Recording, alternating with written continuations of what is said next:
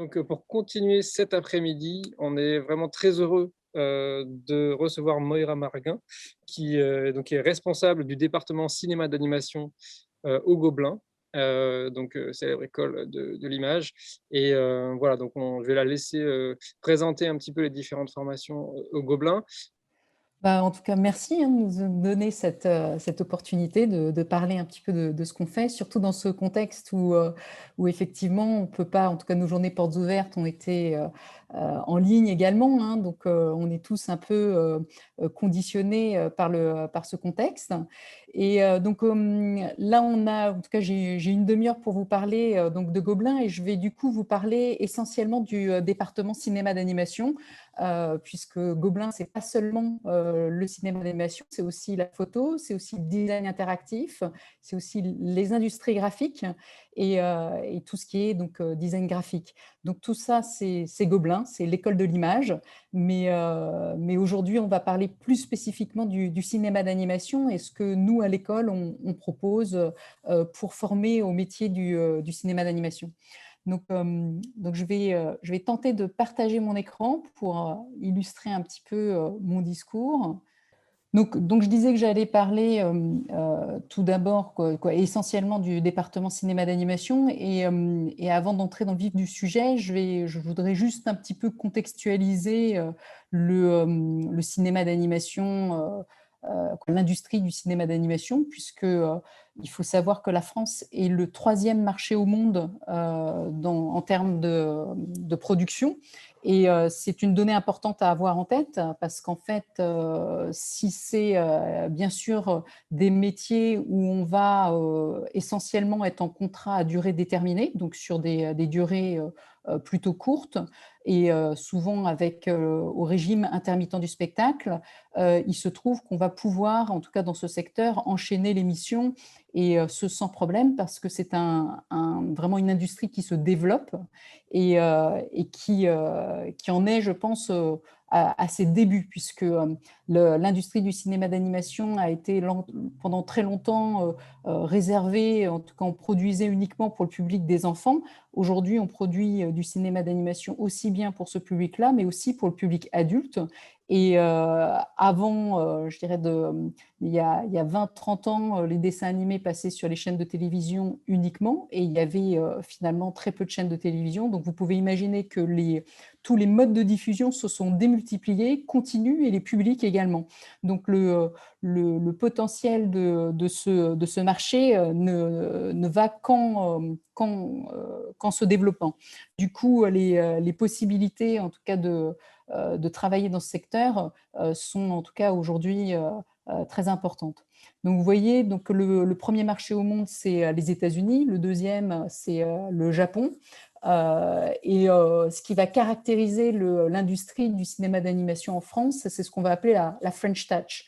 Donc les Américains produisent entre autres des longs métrages grand public, donc avec des très gros budgets. Donc il faut savoir qu'un film d'animation aux États-Unis, c'est environ 150 millions d'euros. En France, on est plus à 7 millions d'euros par film.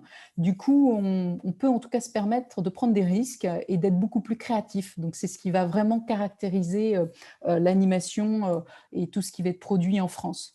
On va passer à la slide suivante.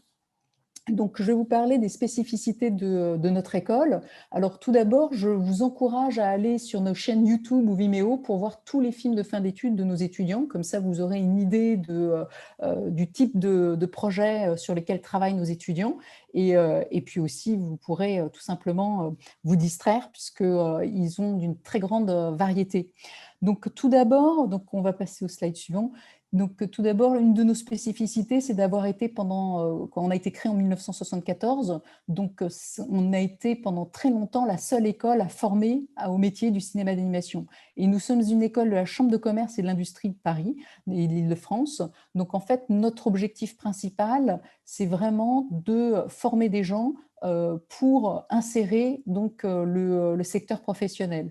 Donc, il se trouve que lorsque Uderzo et Goscinny ont fondé le studio Idefix à Paris pour pouvoir créé le long métrage Les 12 travaux d'Astérix, il se trouve que donc à cette époque-là, ils avaient un mal fou à trouver des personnes qualifiées pour pouvoir travailler sur ce projet. Et donc, ils sont allés rencontrer les personnes de la Chambre de commerce pour savoir quelle école pourrait proposer un cursus qui formerait à ces métiers-là. Alors, en 1974, c'est l'année où est sorti le film Le Roi et l'Oiseau.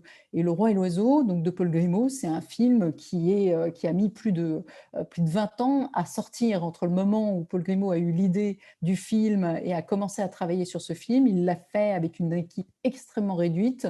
Et pour le cas d'Idéfix, l'idée, c'était de sortir le film, en tout cas dans des délais beaucoup plus rapides. On va passer à la slide suivante.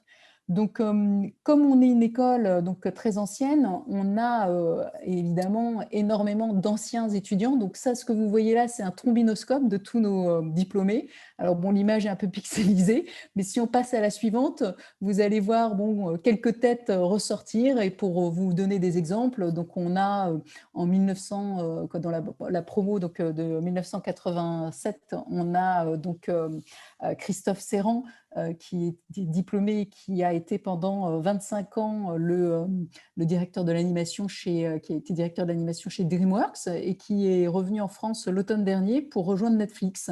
Donc Netflix a maintenant une antenne à Paris et qui est justement plus particulièrement dédiée au cinéma d'animation. On a une autre personne que beaucoup connaissent qui est Pierre Coffin, qui est on va dire le créateur des petits personnages, des mignons, et qui a co-réalisé donc les films chez Illumination MacGuff, donc Moi moche et méchant et toute la suite de cette série de longs métrages.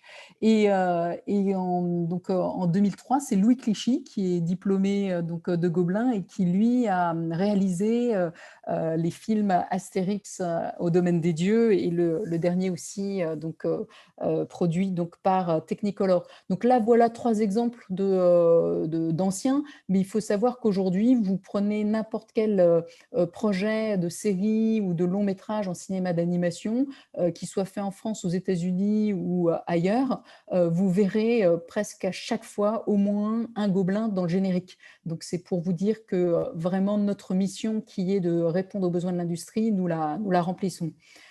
On va passer à la slide suivante. Donc, le département animation, c'est donc 100% de nos diplômés qui trouvent un travail dans les 6 mois qui suivent leur diplôme. Et la majorité d'entre eux, leur premier emploi va être un emploi d'animateur, animateur de personnages. Il faut savoir que c'est l'emploi le plus demandé, demandé et recherché par les entreprises, tout simplement parce que sur un film d'animation, il va y avoir qu'un seul réalisateur et un seul storyboarder, souvent, qu'un seul directeur artistique. En revanche, on va toujours avoir une grande équipe d'animateurs. Donc, pour nous, c'est important que même si nos étudiants se destinent au métier de réalisateur ou de storyboarder ou de designer de personnages, on souhaite qu'ils aient tous aussi cette corde à leur arc qui sont les compétences de l'animateur de personnages.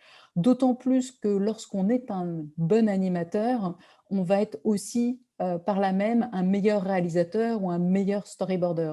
Donc pour nous, c'est vraiment aussi une des spécificités de l'école, c'est on va dire l'excellence sur ce métier qui est celui d'animateur de personnages. Il faut savoir que l'animateur du personnage, c'est en fait l'acteur du film, c'est apprendre justement le jeu d'acteur, c'est pas juste savoir se servir d'un logiciel. Donc les logiciels aujourd'hui, bien sûr, c'est le quotidien, on va utiliser ces outils, mais la manière dont on va l'utiliser va être déterminante. C'est de la même façon qu'un crayon, le crayon ne va pas faire les choses à votre place, c'est vraiment la manière dont vous allez utiliser le crayon qui va faire que ce que vous allez faire va apporter quelque chose ou non. Donc, nous organisons tous les ans des sessions de recrutement et des portes ouvertes pour les professionnels, donc pour accompagner donc, nos étudiants pour justement trouver un emploi. Et nous commandons chaque année une enquête d'insertion auprès de l'OFEM, donc un organisme extérieur qui fait donc qui sort les statistiques d'insertion de nos diplômés. On va passer à la slide suivante. Donc, on est permanence avec, en contact avec le secteur professionnel, du fait que justement c'est pour ce secteur que nous formons. Et alors de quelle manière ça se fait? Ça se fait d'une part parce qu'il se trouve que 95% de nos enseignants sont des professionnels de l'industrie, donc des enseignants extérieurs à l'école. Ce sont des personnes qui, entre deux projets de production, vont intervenir dans notre formation. L'école est ouverte en permanence aux entreprises, donc toute entreprise qui veut venir présenter un petit peu ce qu'ils font et rencontrer des étudiants, on va leur organiser donc des séances de présentation. On a des stages qui sont obligatoires dans nos programmes parce qu'effectivement, l'immersion, c'est aussi un moment pour pouvoir mettre en pratique tout ce qu'on apprend pendant la formation. On développe des partenariats pérennes et basés sur des valeurs communes. Donc, on a des partenariats pérennes aussi bien avec d'autres écoles. Donc, je pourrais citer par exemple Louis Lumière, qui d'ailleurs, je crois, fait une présentation demain. Donc, avec Louis Lumière, on a un partenariat avec le département son. Et ce sont donc les étudiants ingénieurs du son de Louis Lumière qui contribuent à la réalisation des bandes sonores de beaucoup de nos projets. Et on a aussi par ailleurs un partenariat avec Citia, donc ce sont les organisateurs du Festival d'Annecy, et chaque année on fait des films de commande pour Citia. Et on a plus récemment donc un partenariat d'assez grande ampleur avec Netflix qui propose des bourses pour nos étudiants, qui propose aussi par ailleurs la possibilité pour un de nos sortants de rejoindre le studio Netflix à Tokyo, donc pour un contrat d'1 an à la sortie donc, de ses études. Et on organise, en tout cas Netflix nous propose des séances, des conférences faites par justement les plus illustres de leurs artistes. Et notamment, on a eu Glenn Keane cet automne qui a fait une conférence spécifiquement pour nos étudiants. Cette conférence d'ailleurs est sur Internet, vous pouvez en profiter, elle est sur YouTube. Et bien sûr, donc, nos membres du jury sont aussi tous des professionnels de l'animation et on s'attache à avoir des personnes représentatives de toutes, on va dire, les facettes de ce secteur, c'est-à-dire aussi bien des représentants du film, du court-métrage d'auteur que du long-métrage, que de la série. Et bien sûr, on invite aussi des représentants aussi d'écoles internationales, puisque nous sommes une école extrêmement ouverte sur l'international. On va changer de slide. Donc le département, notre pédagogie, c'est donc une pédagogie de projet. Donc on essaye de mettre nos étudiants en situation la plus proche possible du contexte de l'entreprise. Donc on n'est pas sur… Alors qu'est-ce que j'appelle mode projet? Donc c'est à la différence du lycée ou en tout cas de l'éducation nationale où on a… on va dire un emploi du temps avec des matières et ces matières changent toutes les heures ou les 2 heures. À Gobelin, ce n'est pas comme ça que ça se passe. On va avoir un projet qui constitue un module de formation et ce module peut durer entre 4 et 7 semaines de temps. Et il y a des livrables intermédiaires et un livrable final à livrer en fin de projet. Donc, on donne une grande place au travail en équipe parce que c'est aussi une constante dans le secteur de l'animation.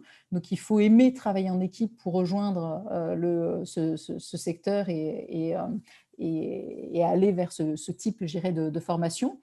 On a donc, je disais, donc, des enseignants qui viennent de l'industrie. On donne une grande part à l'interculturalité, puisqu'on a aujourd'hui, pour presque tous nos programmes, on a une classe internationale et à chaque fois qu'il y a du travail d'équipe, on va mélanger les étudiants internationaux avec les étudiants francophones. Et on va bien sûr donc avoir ce haut niveau en animation de personnages, que cette exigence sur cette discipline-là. Et dans notre pédagogie, on va aussi apprendre aux étudiants à apprivoiser les contraintes d'un cahier des charges. C'est-à-dire qu'il ne faut pas subir ces contraintes qui sont, on va dire, récurrentes dans l'industrie, mais justement les surpasser pour pouvoir justement servir un projet le mieux possible. Il ne s'agit pas juste d'être talentueux, il s'agit d'apporter tout son talent au service d'un projet. Alors, on va changer de slide. Donc, Une des grandes questions que vous posez tous, c'est comment choisir son parcours d'études. Donc ça, c'est effectivement quelque chose de difficile, hein, parce qu'il y a de plus en plus de formations. Et donc, c'est une question encore plus difficile aujourd'hui quand on ne peut pas aller visiter les écoles. Donc, moi, je dis toujours qu'il y a 3 questions à se poser avant de choisir une école. Et la première, c'est déjà de savoir si vous avez une idée précise du métier que vous souhaitez faire. Donc, il faut essayer de pouvoir répondre le plus précisément à cette question. Et bien sûr, parfois, il faut plusieurs années, hein, pour pouvoir répondre à cette question. Et c'est à travers aussi vos différentes expériences que vous allez pouvoir préciser. Alors, savoir déjà, quand on vient à Gobelin, est-ce que les métiers que propose Gobelin, est-ce que ce sont des métiers déjà qui vous tentent? Donc, en cinéma d'animation, nous préparons, en tout cas nous formons à quasiment tous les métiers de la chaîne de fabrication d'un film. Les métiers pour lesquels on ne forme pas, c'est par exemple tout ce qui va être effets spéciaux. On est beaucoup moins sur les effets spéciaux pour le long métrage en live action. Donc ça, c'est pour vous donner une idée des métiers auxquels on ne forme pas dans le secteur de l'animation. En revanche, tout ce qui va être lié à la 2D, mais aussi à la 3D, parce que de temps en temps, on pense que Gobelin n'est une école que de 2D, mais bien sûr, on forme aussi à la 3D. On a même une spécialité en animation de personnages 3D, pour lequel il n'est pas forcément, où on n'a pas besoin de savoir dessiner. Donc, je reviendrai là-dessus plus tard, mais en tout cas, déjà cerner les métiers auxquels on aimerait être formé, et on peut déjà éliminer certaines formations. Et dans quelles conditions on apprend le mieux? Donc ça, c'est une question très importante à se poser, puisque vous comprenez par exemple qu'au Gobelin, on est sur un mode projet, donc on essaye de mettre justement les étudiants dans une situation de mise en pratique. Alors peut-être que certains d'entre vous sont plus réceptifs à des cours théoriques, donc ça c'est aussi à voir, ou bien un mélange, avoir vraiment quelque chose de très équilibré là-dessus. Donc il faut vraiment essayer de comprendre ce que propose chaque école et qu'est-ce qui vous correspond le mieux. Par exemple, une spécificité de Gobelin, c'est que tous les cours, toute la présence à l'école est obligatoire et on a un calendrier précis. C'est-à-dire qu'on va pas, ce n'est pas à la carte. Donc ça, c'est une notion importante. D'autres écoles proposent des cursus qui sont beaucoup plus à la carte. Et dans ce cas-là, il peut y avoir des matières facultatives ou obligatoires. Chez nous, tout est obligatoire à partir du moment où on s'inscrit dans un cursus. Donc ça, c'est une donnée importante. Après, quelles sont mes compétences actuelles? Donc, il faut aussi chercher une école qui va vous apporter des choses que vous ne savez pas déjà, parce que le but d'une école, c'est vraiment d'apprendre. Et de la même manière, il faut avoir en tête qu'une école ne va pas tout vous apporter. Donc, moi, je dis toujours à nos étudiants, même si tout le monde sait très bien que notre école est une école reconnue, une école prestigieuse, mais ce n'est pas pour autant que vous allez tout apprendre à Gobelin. Donc, il faudra aussi par ailleurs compléter votre formation par rapport à votre objectif final. Et chacun de nos étudiants a un objectif un petit peu différent, et c'est ce projet, en tout cas professionnel, qui se construit au fur et à mesure de vos études, sur lequel nous, à Gobelin, on essaie d'accompagner au mieux nos étudiants. L'idée, c'est justement de pouvoir aussi trouver ailleurs ce que vous ne pourrez pas trouver. De la même manière, si vous êtes inscrit dans une autre école qui répond à vos besoins, mais vous vous rendez compte que Gobelin peut aussi compléter, il se trouve qu'on a aussi des formations courtes, et notamment une summer school l'été, dans laquelle on accueille beaucoup d'étudiants d'autres écoles, du monde entier, et qui peut être aussi un moyen de compléter le cursus que vous faites dans une autre école. Donc, on va passer au slide suivant.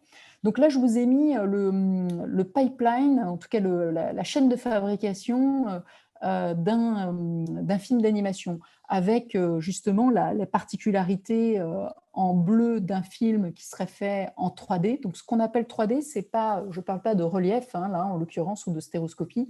Je parle simplement d'un film d'animation qui serait construit dans un univers tridimensionnel, à partir d'un logiciel qui propose cet univers tridimensionnel.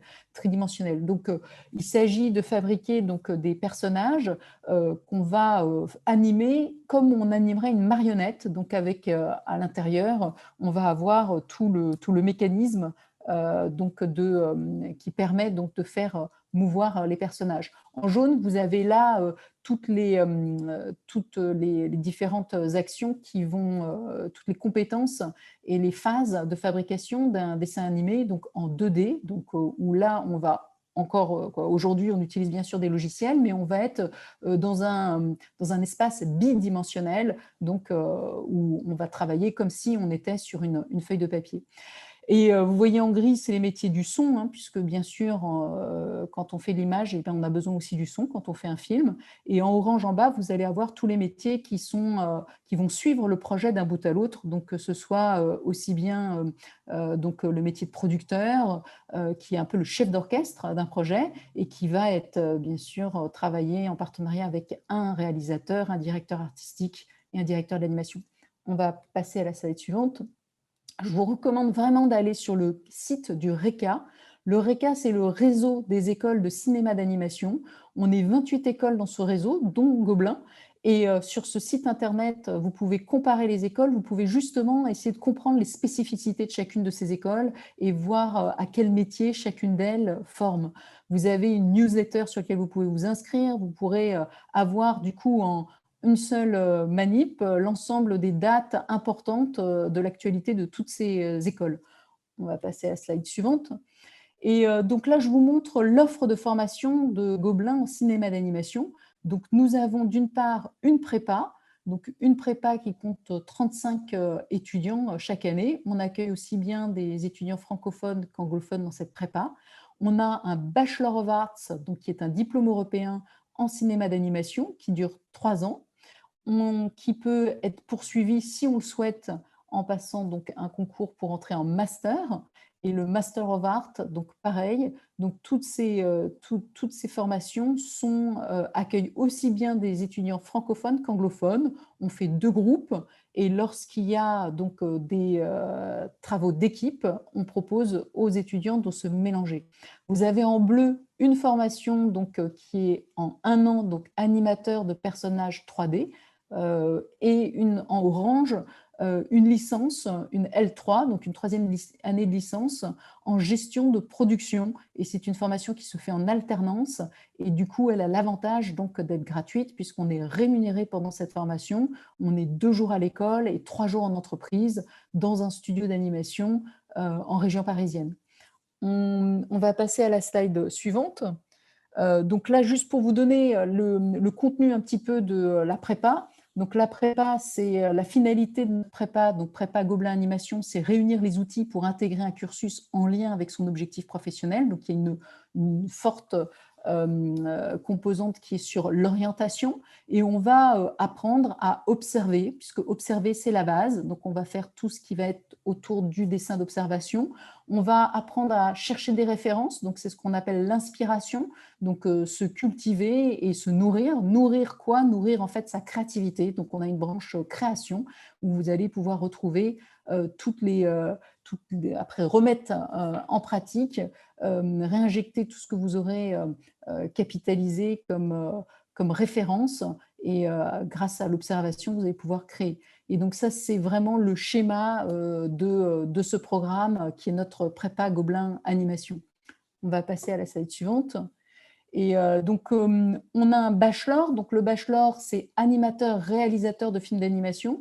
La finalité de ce bachelor, on va passer à la slide suivante, c'est donc, on va voir qu'on va aborder aussi bien la pré-production, la production et la post-production, en tout cas tout ce qui va être, on va dire, fabrication 2D, fabrication 3D. Et il se trouve que ce programme, on va passer à la slide suivante, est un programme donc, dont le but est donc de faire un film de commande. Donc à la fin donc, de ce programme, en dernière année, on fait aujourd'hui donc, les films d'ouverture du Festival d'Annecy et qui sont vus par l'ensemble de la profession, que ce soit à l'international ou en France. Donc ce programme de bachelor et cette prépa s'adresse à des gens qui sortent du bac. Et donc il faut avoir le bac pour entrer dans ce programme et on fait un concours commun. Donc ce concours commun, c'est de nous montrer ce que vous avez dans le ventre. Donc c'est un Tumblr où on vous demande de poster tout ce que vous avez déjà dessiné.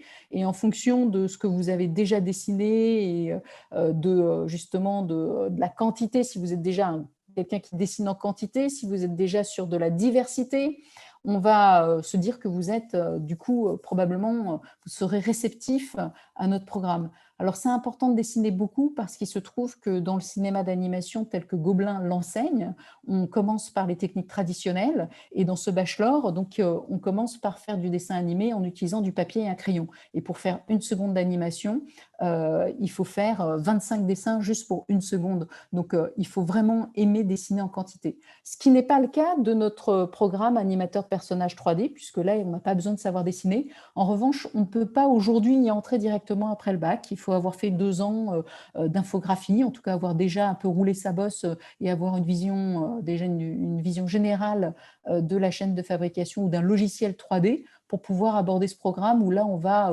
vraiment se spécialiser sur l'animation de personnages. Alors, je vois que le temps passe, hein, donc il va falloir que je garde un peu de temps pour les questions. Mais en tout cas, ce que je peux vous dire par rapport à notre programme animateur de personnages 3D, une information en tout cas importante, parce que je sais que beaucoup d'entre vous êtes encore au lycée et peut-être même certains au collège, il se trouve que nous allons, d'ici 1 an, nous allons ouvrir une première et une deuxième année pour ce programme animateur de personnages 3D qui se fera, donc qui permettra à des sortants du bac de pouvoir rejoindre ce programme animateur de personnages 3D, donc sans pour autant avoir ces compétences en dessin qui ne sont pas toujours faciles à avoir lorsqu'on est au lycée, puisque il n'y a pas tant de possibilités de faire sérieusement, on va dire, du dessin. Déjà, l'option art plastique du bac est de plus en plus, on va dire, théorique. Et donc, cette place pour pouvoir bénéficier de cours de dessin n'est pas toujours facile. Sachant que Gobelin propose de plus en plus d'ateliers à destination des collégiens et des lycéens, donc sur les vacances scolaires, mais aussi en cours du soir. Et ça permet donc de pouvoir faire du dessin d'observation notamment et de se préparer aussi au concours si on le souhaite. Je vais peut-être on va peut-être stopper la présentation et puis et laisser place aux questions. Alors, il y a une première question qui revient, je pense, régulièrement. Donc, c'est la question des conditions d'entrée, du prix d'entrée qui se pose. Alors, je suppose que voilà, tout Alors, un petit peu. oui, alors Gobelin est une école de la chambre de commerce, mais qui est payante. Mais il se trouve qu'on a beaucoup de bourses. Alors, d'une part, les étudiants peuvent bénéficier des bourses du CROUS. Donc, le CROUS propose des bourses et si on est éligible aux bourses du CROUS, donc on peut avoir une prise en charge partielle des frais d'études. Il se trouve qu'aujourd'hui, sur nos formations, donc plein temps, le prix de la formation est entre 7 000 et 9 000 euros. 7 000, je crois que c'est plutôt sur la prépa. En tout cas, je vous invite à aller sur notre site internet pour voir précisément les prix de chaque formation, parce que je ne les ai pas toutes en tête. Et il se trouve que lorsqu'il s'agit d'alternance, les formations, donc dans ce cas précis, la formation est gratuite et on est rémunéré puisqu'on on a le statut d'apprenti. Mais pour le moment, pour le cinéma d'animation, il n'y a que la formation en production qui est en alternance, mais on va justement essayer de développer beaucoup plus de formations en alternance parce qu'on sait que c'est un vrai problème aujourd'hui pour garder cette diversité de profils de nos étudiants auxquels on accorde beaucoup d'importance. Donc, on a d'une part les bourses et on aura, je pense, tôt ou tard, de plus en plus de formations en alternance. Très bien. Alors, il y a Apolline qui demande si la filière STD2A est favorisée pour l'entrée au Gobelin. Est-ce que ça facilite Alors aujourd'hui, quand on regarde les bacs des étudiants reçus au concours, on est dans les mêmes proportionnalités que le nombre de ces spécialités existantes au niveau des lycées. C'est-à-dire qu'il y a une minorité de ST2A en France, eh bien on va aussi avoir une minorité d'ST2A dans nos reçus au concours. On en a, mais on n'en a pas de forte proportion puisqu'il se trouve qu'ils ne sont pas si nombreux que ça en proportion dans le nombre de candidats au concours. Pour pour vous donner une idée, donc on est on est entre 700 et 800 candidats au concours d'entrée sortant de bac. Forcément, on va avoir une minorité des ST2A puisque on va avoir beaucoup de gens qui sortent des autres filières qui vont aussi présenter le concours et on va avoir les mêmes proportions. On va avoir plus de gens qui auront fait des filières scientifiques parce qu'il se trouve qu'il y a plus de filières scientifiques dans les lycées en France que d'autres filières. Très bien. Et donc, il y a plusieurs questions sur à la fois, voilà, comment se préparer et qu'est-ce que vous conseillez en particulier pour réussir l'entretien, pour le concours, PGA-AR dans les Enfin, ah, c'est que des noms de code. Alors, du coup, ce qu'il faut pour se préparer au concours, alors si vous êtes au lycée ou au collège, bah, c'est dessiner beaucoup. Dessiner beaucoup. Et ce qui est important, c'est le dessin d'observation. Donc, c'est pas juste dessiner, faire du dessin de création. C'est-à-dire que le dessin de création, c'est important, mais si vous n'êtes pas passé par l'étape dessin d'observation, vous serez forcément moins créatif. C'est-à-dire que ce que vous allez faire va être souvent toujours un peu la même chose. Donc, si vous voulez être créatif, et être créatif, c'est être capable justement de se renouveler et de faire des choses très variées, eh bien, il faut observer beaucoup tout ce qui est autour de vous. Il va falloir observer donc, déjà les personnes. Donc, n'hésitez pas à dessiner vos amis, votre famille, vos animaux domestiques, parce que les animaux, c'est aussi très important de pouvoir maîtriser justement l'animal et pourquoi pas pour ensuite imaginer des personnages complètement irréels. Puisque le grand avantage du film d'animation, c'est de pouvoir que le champ des possibles est infini. Et puis au-delà des personnages, il va falloir aussi observer, j'ai envie de dire, les décors, votre environnement. Donc, être capable justement de restituer des architectures et de manière crédible. C'est-à-dire qu'on a l'impression, effectivement, on comprend comment s'articulent les volumes, etc. Donc, tout ça, c'est de l'observation. Donc, il faut s'entraîner, il faut dessiner tout ce qu'on voit. Et puis, moi, je donne un autre conseil. Donc, déjà, avoir un carnet avec soi tout le temps, c'est une bonne chose. Donc, un carnet de dessin d'observation. Je parle aussi d'un carnet d'inspiration. Donc, quand vous voyez des choses qui vous inspirent, c'est de prendre des notes. Donc, ça peut être un film ou un livre que vous avez lu et qui vous a marqué et de pouvoir marquer quelques petites notes dans ce carnet pour dire pourquoi en fait ce film ou ce livre vous a marqué, ou cette exposition, ou cette peinture, ou cette BD, j'en sais rien. Et puis pourquoi pas aussi peut-être de prendre des photos. Des photos, ça peut être des photos d'architecture, ça peut être un tissu qui vous a interpellé, ça peut être une œuvre d'art, ce genre de choses. Donc, vous faites votre petit carnet d'inspiration.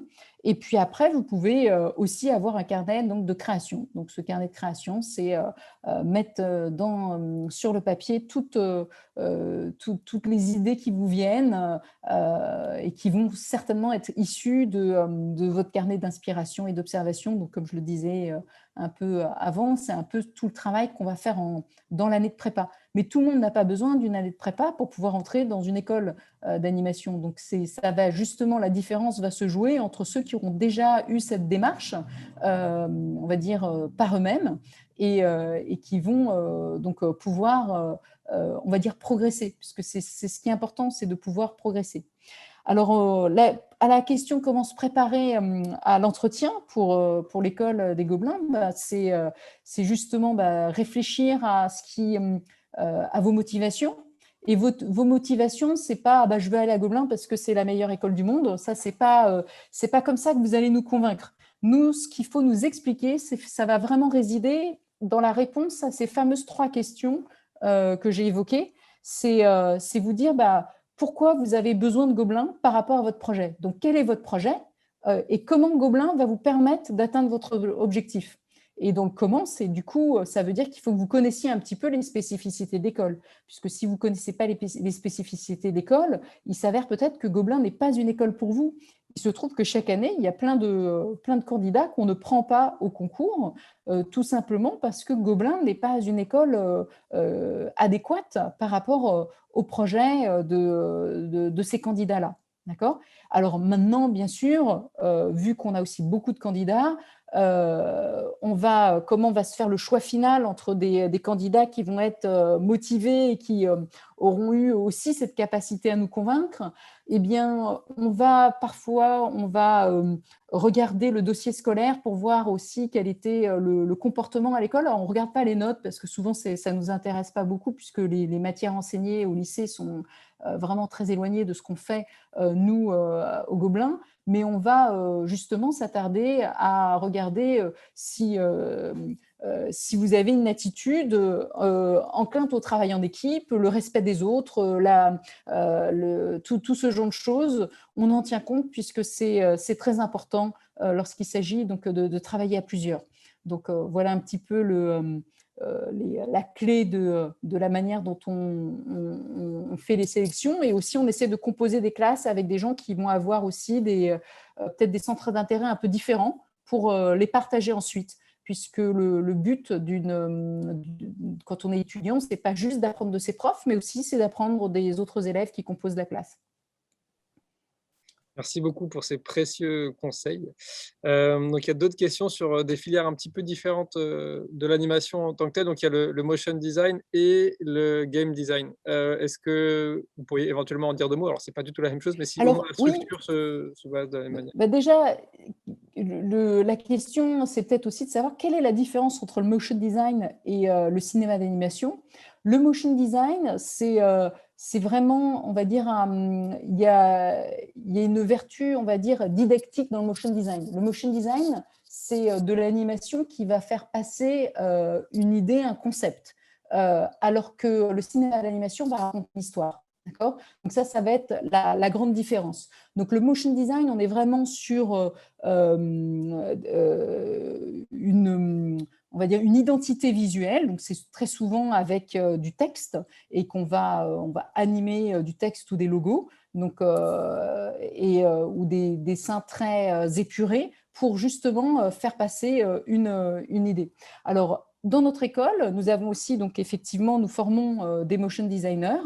Alors aujourd'hui, on a un tronc commun qui permet en tout cas de faire un DNMAD, et dans ce DNMAD, on va pouvoir donc se spécialiser soit en motion design, soit en jeux vidéo, donc en fonction donc des spécialités qu'on va choisir. Donc pour tout ça, je préfère que vous alliez sur le site de l'école, donc gobelin.fr, pour regarder vraiment en détail toutes ces différentes filières, puisque, comme je vous le disais, là, c'est un peu court pour pouvoir entrer dans le détail, et j'ai peur, en tout cas, en disant qu'un petit peu, que vous ayez une idée. En tout cas, ne vous contentez pas des deux petites choses que je vous ai dites. Il faut vraiment aller creuser pour voir un peu l'ensemble de l'offre, puisque l'animation, aujourd'hui, c'est un tiers des étudiants de l'école, hein. Donc, vous imaginez qu'il y a encore beaucoup de formations sur tous les autres sujets qu'on a évoqués, en tout cas en introduction de cette présentation. Est-ce qu'il y a l'illustration et la bande dessinée? C'était une autre question, de Billy. Alors, il faut savoir que, comme nous sommes une école de la Chambre de commerce, il se trouve qu'aujourd'hui, on n'a pas de formation en illustration ou en bande dessinée parce qu'il n'y aurait pas d'insertion professionnelle, d'accord, ou très peu. Donc, nous, si on n'a pas plus de 80% d'une promo qui trouve du travail dans les 6 mois, on n'a pas de raison d'ouvrir une formation. En revanche, quelqu'un qui fait du cinéma d'animation à Gobelin a la possibilité de travailler dans l'industrie de la bande dessinée. Il se trouve que tous les ans, on a des élèves qui vont travailler dans ce secteur-là. Alors, il faut savoir que c'est quand même un secteur où il est difficile de vivre de son travail. Donc, encore une fois, quand on veut travailler dans la bande dessinée, il faut aussi avoir d'autres cordes à son arc. Et c'est pour ça que nous, nos étudiants qui sont aujourd'hui des auteurs de bande dessinée ou qui travaillent pour de la bande dessinée sont tous animateurs ou réalisateurs, en tout cas ont d'autres cordes à leur arc qui leur permettent vraiment, on va dire, d'avoir une vie, d'avoir un revenu qui leur permette d'avoir une vie décente. D'accord? Donc ça, c'est important de se dire qu'aujourd'hui, si vous voulez vraiment faire de la BD, il ne faut pas être que dans la BD, puisque vous n'allez pas pouvoir vivre de ce travail à 100%. il faut avoir un autre revenu et donc autant avoir en tout cas faire un métier qui soit voisin et qui va nourrir en fait ce métier d'auteur de BD. Et chaque année à Angoulême, on va retrouver beaucoup d'anciens gobelins qui effectivement ont des bandes dessinées qui vont être primées. Bon, je pense que Marion Montaigne est une ancienne Gobelin animation et on a aussi, bon, il y en a Claire Fauvel, là récemment, qui a aussi pas mal fait parler d'elle. Beaucoup de filles, mais aussi des garçons, comme Hugo Bienvenu, qui est aussi un auteur de bande dessinée, qui est passé par la formation cinéma d'animation à Gobelin. Bon, alors on dépasse un tout petit peu, mais comme on a eu un petit souci technique, c'est pas très grave. Il y a deux dernières questions peut-être. Donc une question un petit peu compliquée, mais donc le taux de reçu après le bac, puisqu'il y a beaucoup de demandes et effectivement, je pense qu'il y a voilà, des petites promotions. Alors, Et la part de l'enseignement en anglais. Voilà, c'est deux questions différentes, mais est-ce qu'il y a beaucoup d'enseignement en anglais puisqu'il y a des étudiants étrangers? Ouais. Alors, quand on est dans une classe francophone, la majorité des enseignements vont être en français, mais lorsqu'on va être en classe, les deux groupes francophones et anglophones mélangés, l'enseignement va se faire en anglais. Et quand il s'agit de conférences avec, je parlais d'artistes de Netflix, par exemple, qui vont donner un cours, ça sera forcément en anglais. Et plus on avance dans le cursus, c'est-à-dire qu'au niveau master, il y a beaucoup plus de cours en anglais que de cours en français. Il n'y a pas de cours d'anglais parce qu'on estime que, en fait, quand on sort du bac, on a les bases en anglais et souvent, ce qui nous manque, c'est la mise en pratique. C'est justement parler en anglais. Alors, parler en anglais à l'école, moi, je vois que les étudiants le font très facilement parce que même s'ils sont un peu timides au début, il se trouve que quand on est face à des étudiants étrangers, dont l'anglais n'est pas la langue native. Hein. Il faut bien savoir qu'on a finalement très peu d'anglais ou d'américains. La plupart sont, quand on essaye d'en avoir de tous les continents, hein, donc la plupart sont de pays dont la langue n'est pas l'anglais. Donc on va avoir quelques Chinois, des Indiens, beaucoup de Latino-américains. On a, grâce à Netflix, on a des Africains. Et donc tous ces étudiants ont un fort accent. Et c'est justement avec ce fort accent et puis ces petites erreurs de grammaire, etc., que nos étudiants français, finalement, perdent ne culpabilisent plus et n'ont plus peur de passer à l'action et de enfin parler. Donc, en général, on n'a pas de souci de niveau de langue de la part de nos étudiants. Et même si au départ, c'est peut-être parfois un peu difficile parce qu'il faut justement s'habituer à l'accent des autres, mais il se trouve que c'est comme ça que ça se passe après dans l'industrie, donc on est vite mis dans ce contexte-là. Alors, je crois qu'il y avait une deuxième question, mais j'ai déjà oublié l'autre. Oui, c'était sur le nombre de Ah candidats, oui, donc par alors, promotion après le bac. moi, je vous recommande d'aller sur notre site internet. Je publie tous les ans, je demande à ce qu'on publie le compte-rendu du jury. Et donc, dans le compte-rendu du jury, vous avez les statistiques. Et aujourd'hui, de toute façon, le concours d'entrée en première année n'est possible que si on sort du bac ou qu'on a fait un an après le bac. Donc on a exceptionnellement donné beaucoup de dérogations l'année dernière puisque c'était un nouveau concours, mais maintenant, on essaye vraiment de privilégier les bacheliers et éventuellement ceux qui ont fait un an après le bac. Parfait, donc j'ai remis hein, donc dans le chat donc, le site des Gobelins, donc chez obelins.fr, gobelins.fr. Donc je pense qu'on va devoir s'arrêter là malheureusement. Donc il y a eu peut-être plus de questions, mais on a essayé de répondre à l'essentiel. Vous êtes très nombreux et nombreux à adorer l'animation à Tumo. Donc là, effectivement, vous étiez presque 60 pour cette présentation. Donc en tout cas, merci beaucoup pour votre intérêt et votre enthousiasme. On espère en tout cas que ça aura répondu aux questions. Je suppose que voilà, il y a des services qui vous répondront à vos questions plus précises aux Gobelins. Et je vous encourage, on va, je pense, relancer notre MOOC, puisqu'on a aussi 2 MOOC en animation, donc qui sont gratuits. Et bien sûr, on informera Tumo des nouvelles sessions du MOOC pour que vous puissiez les faire et du coup profiter aussi de ces formations gratuites. Eh bien, écoutez, merci beaucoup. On vous dit à très bientôt. Et en tout cas, voilà, merci beaucoup, Maëra Marquin. On vous dit à très bientôt et on vous remercie Merci, pour votre disponibilité. au Bonne revoir. journée, au revoir.